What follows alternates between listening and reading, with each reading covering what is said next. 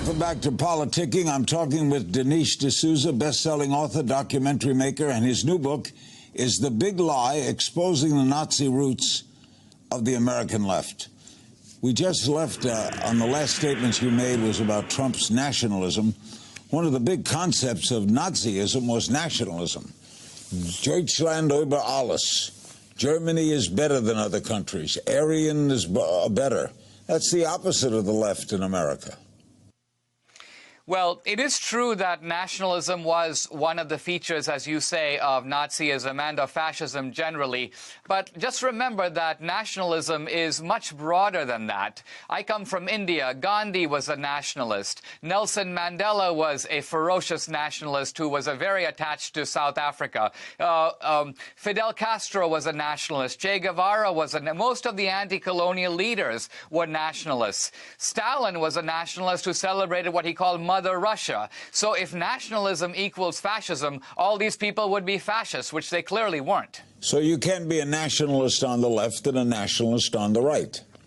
Absolutely, and I don't think it's nationalism that's what makes the left today fascist. What makes the left fascist is that when I go out to speak on the campus, I will see masked protesters wearing black outfits, carrying weapons, who drive dissenting conservative speakers off the campus. These are people who are ready to use intimidation and force to prevent a point of view from being aired that is never aired on the campus. And now they call themselves anti-fascist, Larry, but to me they resemble Mussolini's black shirts or Hitler's brown shirts. They look like them, they talk like them, they act like them, and so therefore I conclude that these people in the name of anti-fascism are actually using fascist tactics.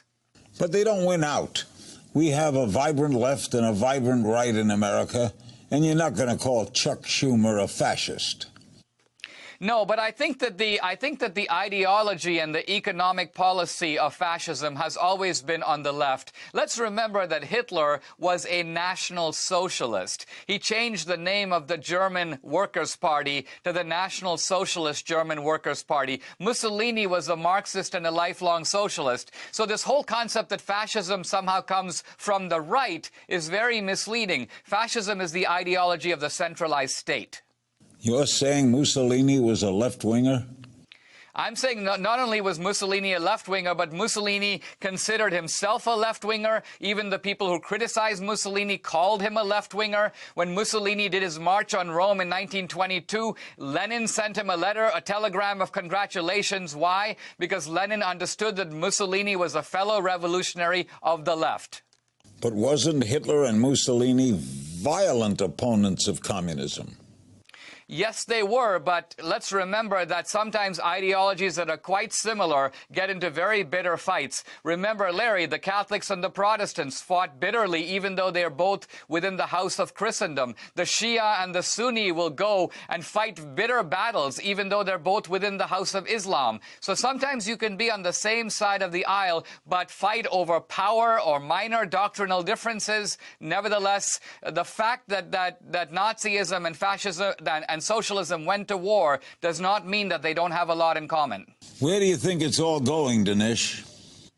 Well, I would like to see, my last chapter is called Denazification, and what I mean is that I long for the kind of healthy democratic politics in which people don't regard each other as enemies, they don't have to carry weapons, they have arguments, so they don't have to come to blows. I actually yearn for the kind of America in which... Unfortunately, I missed your speech because I had to take a test compelled by the capitalist system.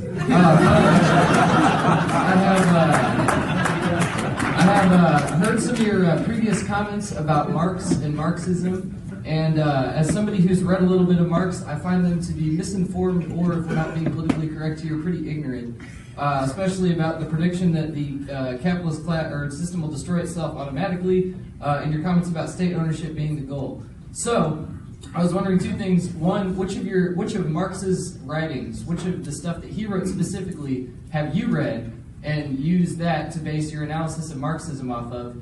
And second, could you define socialism in a way that is related to Marxism and not just completely, separated from it? That way you can, point to like Hitler and call him a socialist in a way that Marx would not agree with. Well, first of all, if the capitalist system is forcing you to take a test, and you went along with it, you're obviously a very pathetic sellout of the capitalist system. You should have taken a stance of bold independence and said, I don't care about capitalism, I don't care about the test, I want real knowledge, I'm going to hear D'Souza. But you didn't do that, that's okay.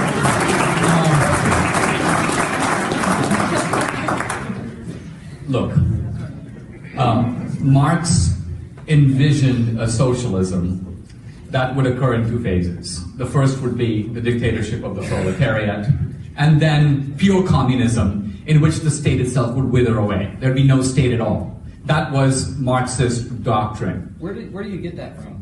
That the state will wither away? Well, no, I mean that schema, dictatorship of the proletariat and all that. Which of Marx's writings are you specifically drawing upon? Yeah, so what we have to do is we have to move from the early Marx, the Prolegomena to Hegel, the early writings of Marx through Das Kapital, through the Communist Manifesto. Now, there are some collaborations with Engels in which it's hard to disentangle one from the other. So there's an evolution in Marx.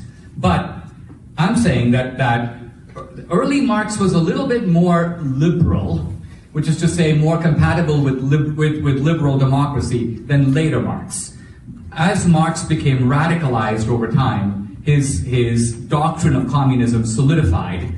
Socialism is to communism, socialism is the economic wing of communism. Now, you're right, Marx didn't envision state takeovers of anything. But every actual socialist regime has done that. Every regime professing socialism has actually taken over industry and established government control over it, starting with Lenin. So I guess what I was doing is moving from Marxist theory to Marxist praxis, to action. And I don't know how to understand ideologies without looking at their practitioners. Imagine if somebody were to say that I profess true Christianity, but there are no Christians in the world. Everybody who actually says that they're a Christian is not a real Christian. I envision a Christianity that is not practiced by any so-called Christian. You'd be like, well, how do I make sense of what you're saying? All these people profess to be Christians, and if we can't look at what they think and what they believe and what they do, what is Christianity?